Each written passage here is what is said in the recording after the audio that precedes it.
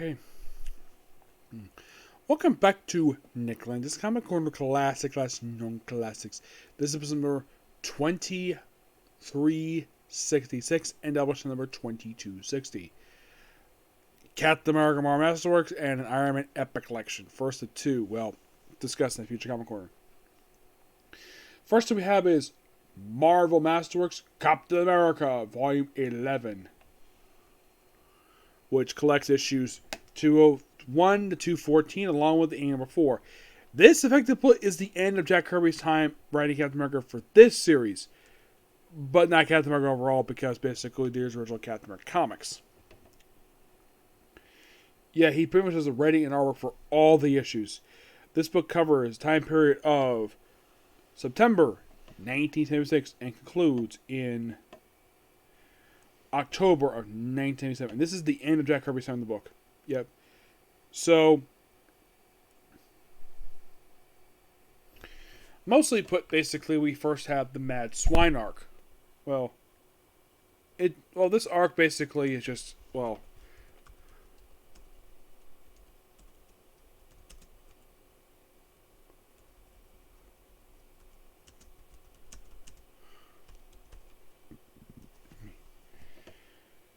first, basically, we deal with Night People. Yep. And they're here for 10 comics. They're here from 201 to 204, a per issue Marvel team up, and they'll appear again to 410. Yeah, it's like, okay, let's have them basically do with Night People for the first few issues of this book.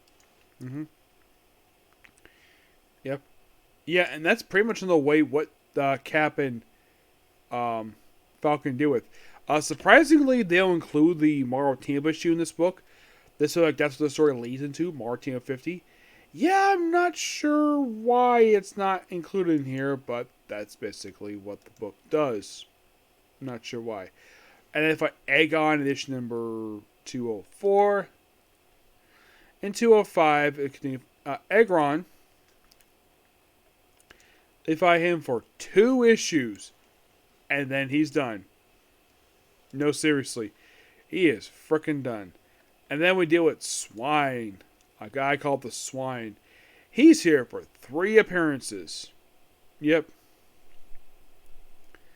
Yeah, until issue 208. Yeah, it's made story where they battle the villain known as the Swine. I think it was the story called the Swine. And then basically we have in 208, we had the first appearance of Artem Zola. Let me show up. This is from issue 208. Let me show up this character's debut appearance, because this is... So you can thank Jack Kirby for creating Artem Zola. Yep. The famous Artem Zola, who was a longtime Captain America villain.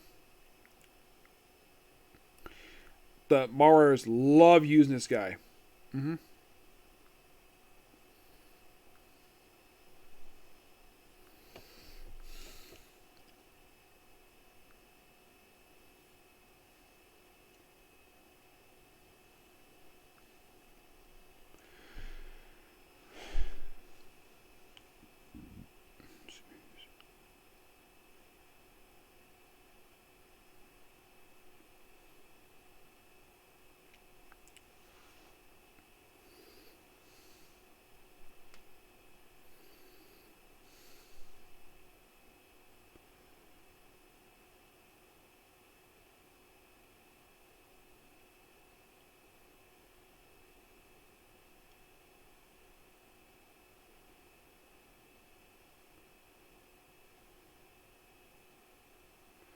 And here he is, Artem Zola. Yep, that's him in his debut appearance at the end of issue 208. And the story continues for him in 209. Now, how far is he into this book? Like, at this point in time? So yes, thank you, Jack Kirby, for creating an awesome character. He's here from issues 208 to 212 as the main villain of these issues. Of course, he dies. And then he pops up again soon with Team Up. Yeah, great to see this character. I love it. And then basically in Jack Kirby's penultimate issue, they have a character called Night Flyer. And he's here for about a few appearances. Now, this book in particular just here for these 2 issues, and that was it.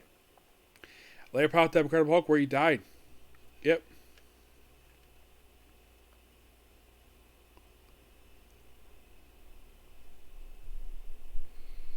Yeah, Cap pop up in several books, mostly appearing in like chronology and a bunch of issues for Avengers and fighting Thanos. He did a lot of stuff between issue 214 and 215.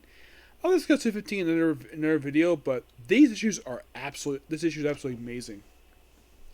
I'm gonna give this book here a 10 out of 10. Final thoughts on Jack Kirby's run on the ongoing Captain America series that we know today. Run is fantastic. Love it. Oh, there was one more thing I need to discuss here before I move on to something else here. The annual.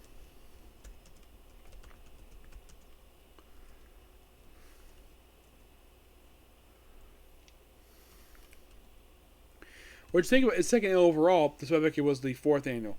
This basically is... This is quite shocking.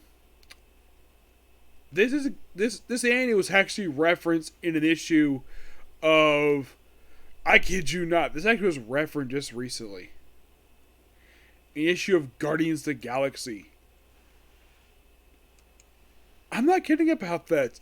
They referenced this during Al Ewing's run.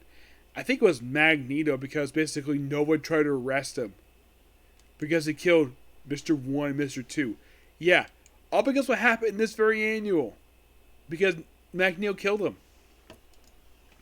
Magneto previously appeared back in X-Men 104, and at the period in this annual here, he, well...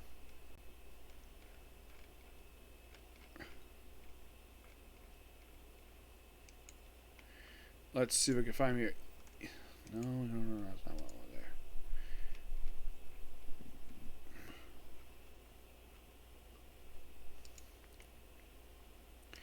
You're probably thinking, okay, so what was his next appearance right after this annual? Well, the honest answer, he appears in the issue of Champions. No, I'm not kidding about that. He appears in Champions 16. The penultimate issue of the whole series. Yeah, he has first appearance of a group known as the Primitive Immunes, which actually is Mutant Force. Yes, Mutant Force. Who is an occasional recurring antagonist for the X-Men. Actually, mostly put in, like... This is quite strange, though. After this anime, they later appeared in pages of Defenders. Yes, seriously. And they'll return this book into issue 343. But yeah, now basically this whole era is done for Captain America. Now moving on to Iron Man, where we start off Denny O'Neil's run for the book. Yep. From Iron Man Epic Collection, Volume 10, The Enemy Within. Excuse me. Let's collect the issues of this very book. Excuse me. 158 to 177,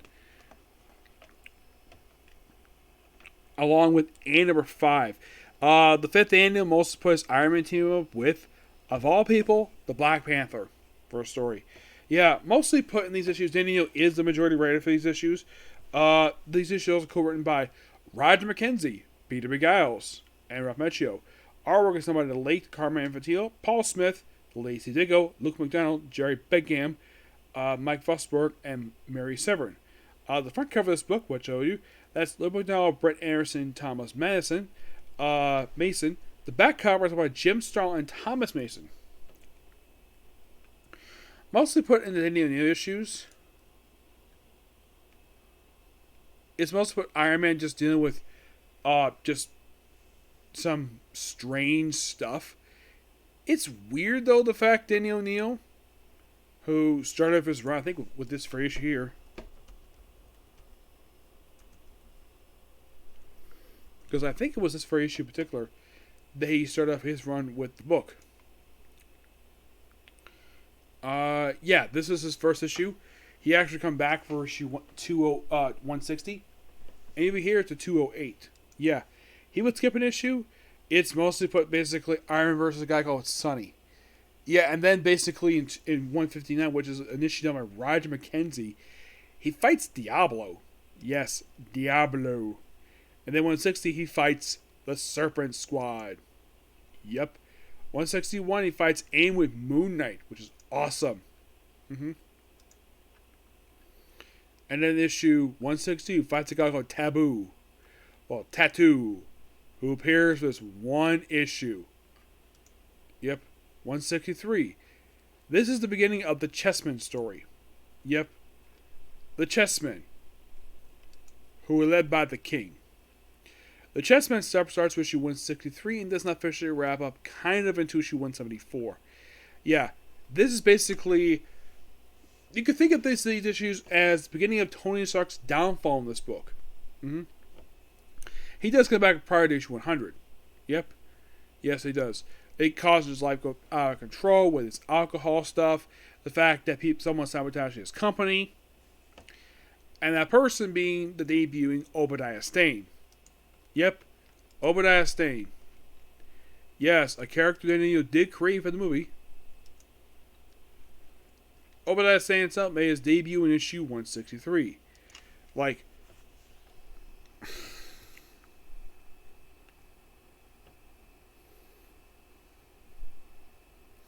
though his appearance issue is different the way you think of him as.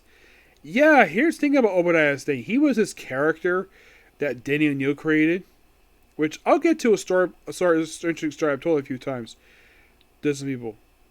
By the way, the annual, in case you're curious, who does the Iron Man annual? It is Peter McGiles.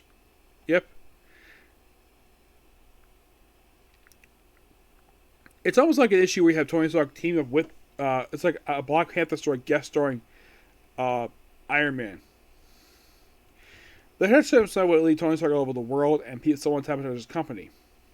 Mm-hmm. Yeah, and this began a story arc that would not wrap up into issue 200. Yes, believe it or not into issue 200.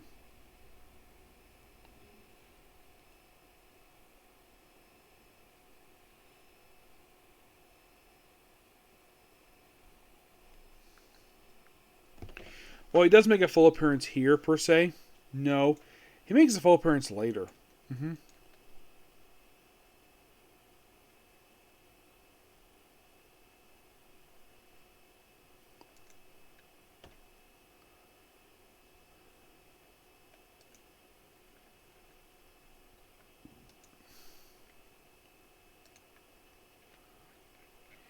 I mean, think about it. Obadiah Stane does not make a full appearance.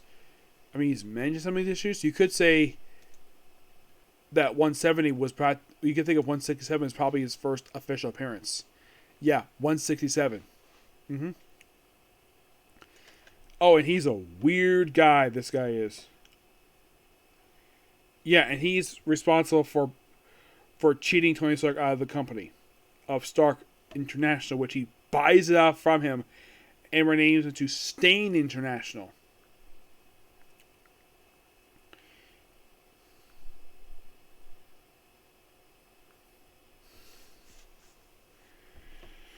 Let me show this guy's full debut. Also, they deal with the Melter in these issues. Yeah, when Tony Stark's out of town.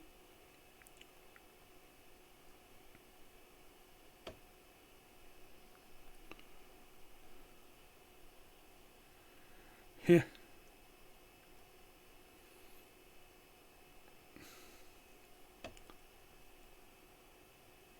This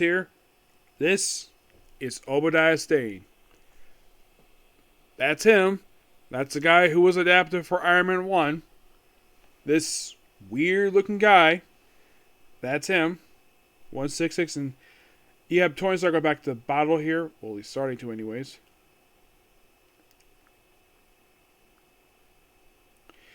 Yeah. And then in 168, he battles Machine Man, which is interesting. Yeah, it's interesting that he guest stars in this issue here. And it's only just one issue. And then basically, Tony Stark just has a tragic downfall.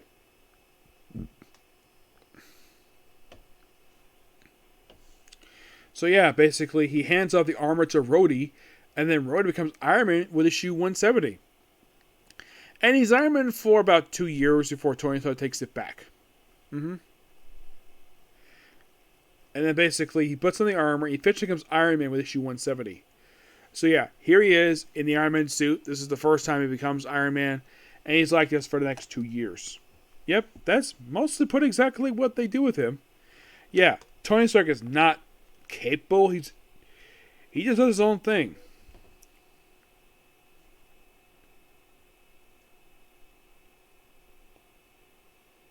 And then 171 we have Rhodey, not Tony, Rhodey fighting, I think it's Thunderbreaker, I think it is.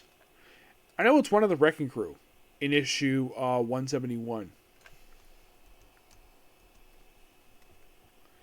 It's Thunderball. No, it's not a joke for the movie Thunderball. Yeah, in 172, 173, he basically has a guest appearance by Captain America. Yep, and in 173 is where they officially rename Stark International to Stain International. Yep, that's the first appearance of this company. Well,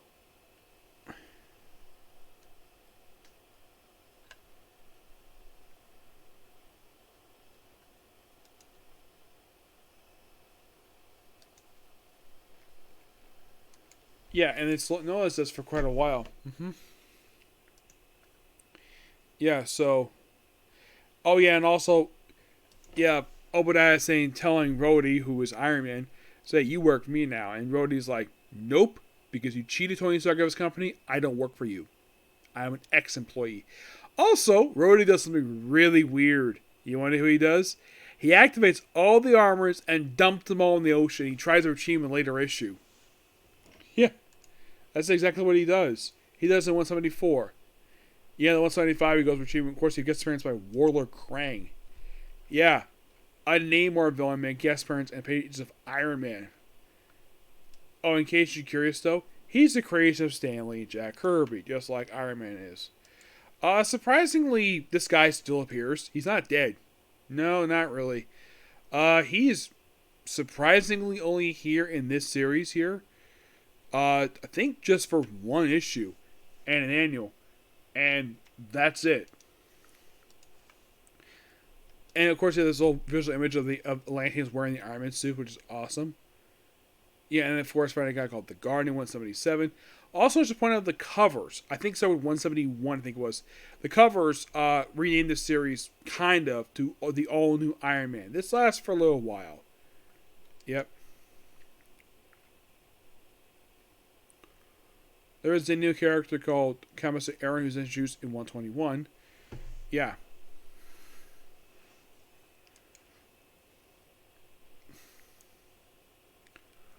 They deal with a guy called Flying Tiger in 177. Yeah, he's actually a character from Spider-Woman. Yes, seriously, a Spider-Man villain fighting Iron Man. And if you're really curious though, he's only here for one issue. And his last appearance was in issue 50 of our book. Yep. And then we have the, weirdness that was this other month. Where Stark gets drunk for 178. But that's going to be pretty much it for here.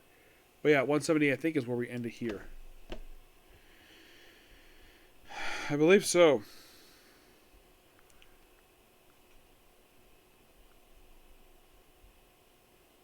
Actually 178, 177. But yeah, these issues are awesome. I love these issues. Yep. I'm going to give Iron Man Epic Collection a 10 out of 10. There is one more Epic Collection, two more actually to review. And then, here's the thing. On here anyways, there's one more left. And then pretty much after that, there's just basically just some individual issues. When I come back to the book, I'm going to do 5 individual issues with that book. Just so I can get the book out of the out of the 200s, out of the 100s into the 200s, which shouldn't take very long. And basically, this first volume will be done really quickly after that, with a couple short bursts of issues. Yeah, basically it'd be 3. Basically, because I'm going to 200, gonna read 5 issues, be 3 bursts, and then that'll be pretty much it. And then all left to go for Iron Man at that point is just volume 3. Yep. But yeah, this will be pretty much a particular review. Stay tuned for tomorrow for basic reviews for 5-man and maybe some comic corners. But this is pretty much it for comic corners right now. Okay, so bye.